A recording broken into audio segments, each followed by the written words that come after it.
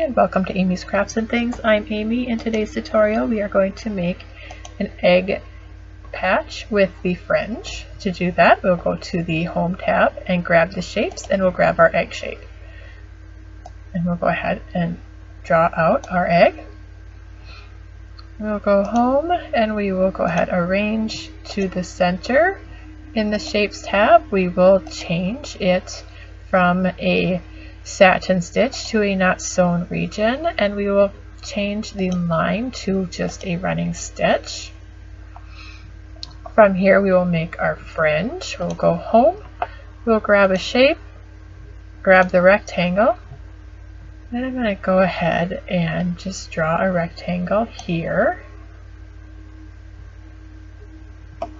And then from here I'm going to go to the Home tab and I will make sure it's selected, and I will click on size. I will click the second button. I want to make it 5.5 millimeters high in height, and then I'm going to uncheck maintain aspect ratio and click OK. From here I am going to go into the Shapes tab and I will remove the line to a not sewn line, and the region will go to a satin stitch.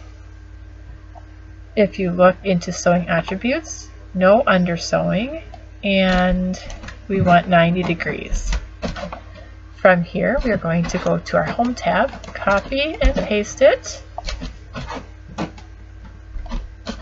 and I will drag it down to where I would like it, and then I will copy and paste it again. And I will drag that one down to where I would like it, and paste one more time and drag that one to where I would like it. So from here, let's go ahead and adjust them to the approximate width.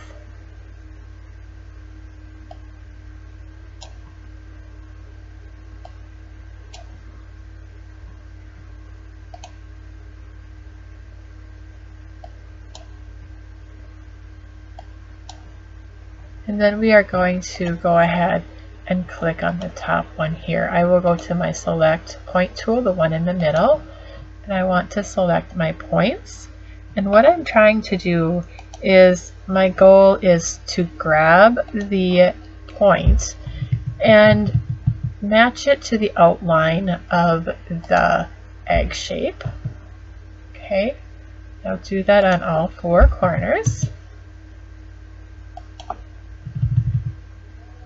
Just like that.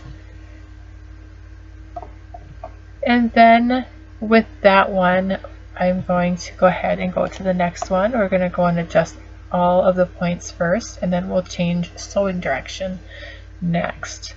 So we'll go ahead and adjust the points.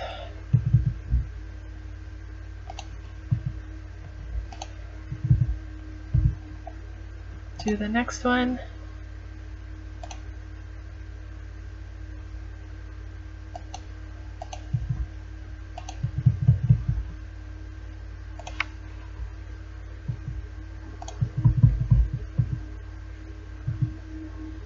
And one more.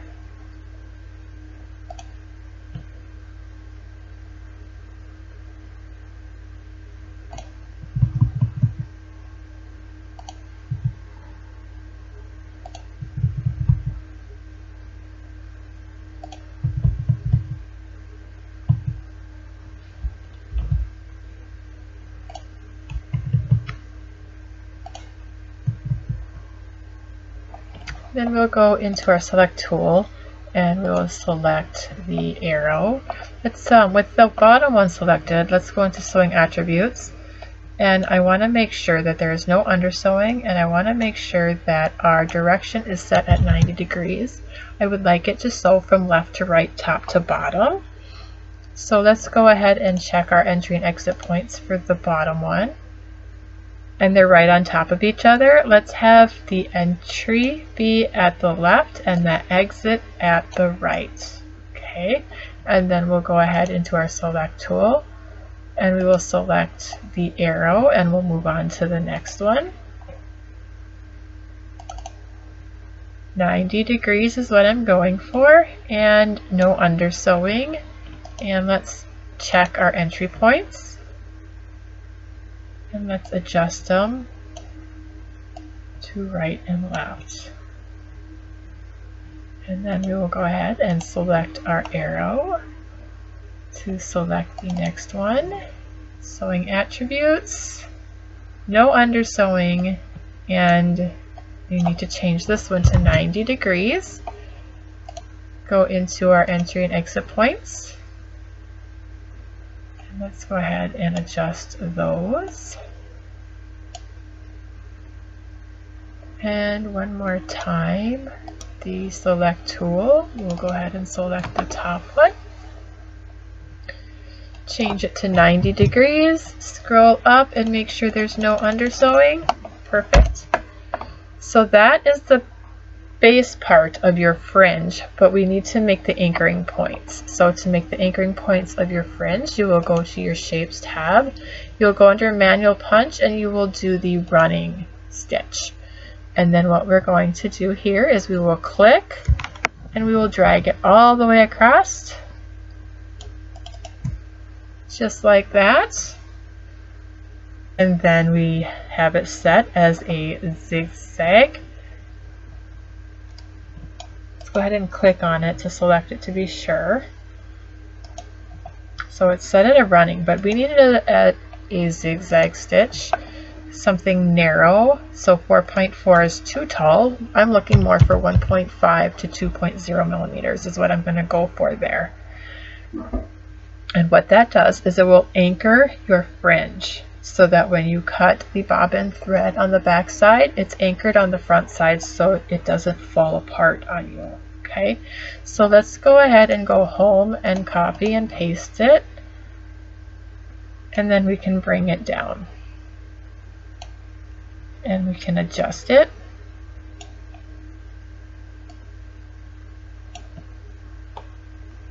It's a little big. There we go. And bring it down. You want it to be just at the bottom. You want the bottom two pieces to line up to each other. Okay, so let's go ahead and paste it again. And we will click and drag it all the way down. And we will adjust it.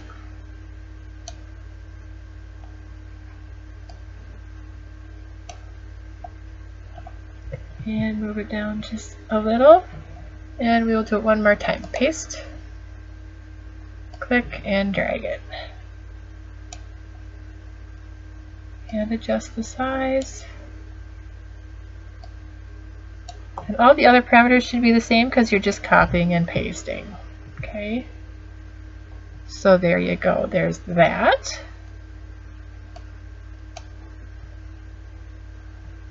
And then you can go ahead and also adjust the sewing order of these. So here is the anchoring for that one. Here's anchoring for this one. And the anchoring for this one, and that one's already lined up.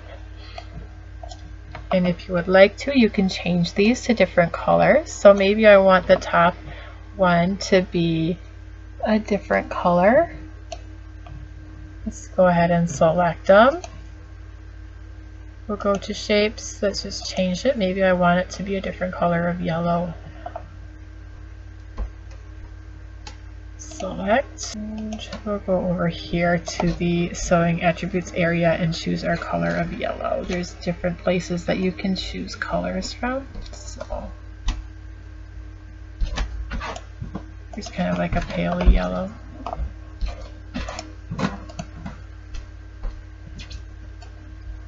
Okay, and maybe this I want to be a different color, like a light purple. Let's go into the Brother embroidery colors. So there's maybe like a light blue.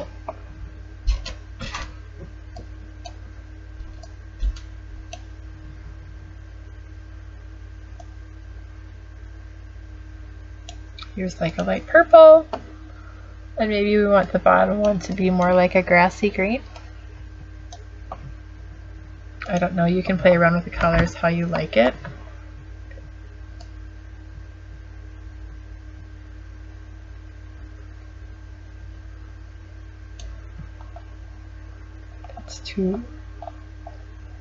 I'm not really fond of that green. Just doesn't quite look right. And then you can go ahead and type in your name or a monogram or text, or maybe you want to put a design in the middle of your egg. I'm just going to personalize it with some font.